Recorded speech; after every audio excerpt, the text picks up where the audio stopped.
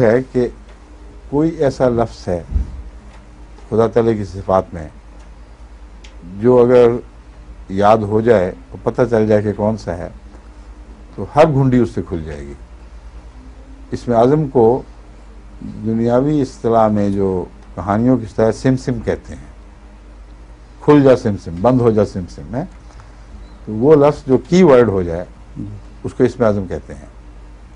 اور اسم اعظم کوئی ایک ہے ہی نہیں،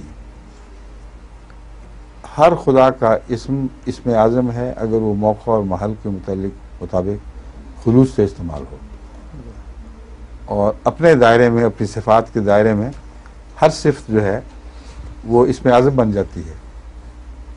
اسی لیے حضرت صلی اللہ علیہ وسلم نے مختلف ناموں سے اللہ تعالیٰ کو مخاطب فرمایا ہے مختلف حالتوں میں. وہ اسم اعظم والا وہ قصہ کوئی نہیں جو سمجھتے ہیں.